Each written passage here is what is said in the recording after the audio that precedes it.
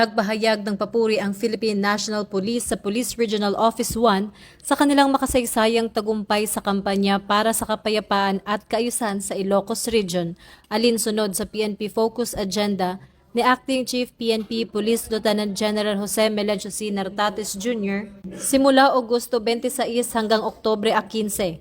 Matagumpay na nagsagawa ang Pro 1 ng 277 anti-drug operations na nagresulta sa pagkakaaresto ng 334 drug suspects, voluntaryong pagsuko ng 25 na katao at pagkakakumpiska ng 6.97 bilyong halaga ng ilegal na droga, kasama na ang dalawang malalaking operasyon sa Pangasinan na nagbunsod sa pagkakadiskubre ng mahigit 1 toneladang shabu. Bukod dito, 465 na wanted persons kabilang ang 79 most wanted persons ang nadakip na nagpapakita ng epektibong pagpapatupad ng batas at pagpapabilis ng hustisya sa rehiyon. Sa kampanya laban sa insurhensya, nakumbinsi ng Pro 1 ang ilang miyembro at taga-suporta ng communist terrorist groups, communist front organizations at underground mass organizations na magbalik loob sa pamahalaan na nagpapatatag sa seguridad at kaayusan sa rehiyon. Bilang pagkilala sa natatanging serbisyo, mahigit 23,000 na medalya at halos 12,000 na liham ng pagkilala ang iginawad sa mga masisipag na kapulisan.